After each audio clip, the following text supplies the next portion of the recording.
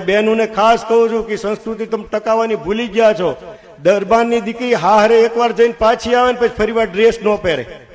આજે દીકરીઓ તમે ડ્રેસ પહેરવા માંડ્યા, તમારી માટે બરાબર નથી. રાજકોટનો એક પરિવાર આવ્યો તો સ્વામીજીના દર્શન કરવા દંતાલી આશ્રમમાં, પતિ પત્ની દીકરી 3. એ પરિવાર આવ્યો, સ્વામીજી આખો દી રોકાણો. સ્વામીજીના મગજમાં વિચાર ભમે કે આને મારે શિખામણ દેવી જ, પણ બધાની હાજરીમાં ન દો એટલા વિદ્વાન. એ બપોરે વિદાય થયા 2 વાગે જમીન, તોય કઈ કીધું નહીં, કેમ કે હોલમાં બધા બેઠા હતા.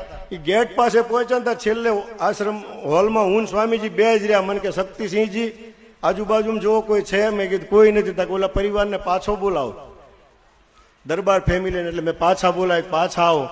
પાછા આવ્યો એટલે દીકરી બાને કીધું, બેટા દીકરી બા તમે દરબારના દીકરી કહેવાય, તમને સાડી બહુ સારી લાગે, ફરી વાર આવો ને તો સાડી પહેરીને આવજો, આ કપડા પહેરીને ન આવતા. એ સંતે એને ટોક્યા. એ સંતને એની સંસ્કૃતિ ગમતી છે ત્યારે ને. પછી સ્વામીજીને શિખામણ હું આપી ખબર છે બેટા, કે બેટા દરબારની દીકરીને મેકઅપની જરૂર ન હોય, તમને કુદરતે ઐશ્વર્ય આપ્યું છે. દરબારની દીકરી જ્યારે સાસરે વળાવે ને હાળું પહેરાવે ને ત્યારે સાક્ષાત જગદંબા લાગે, ત્યારે મેકઅપ ન હોય.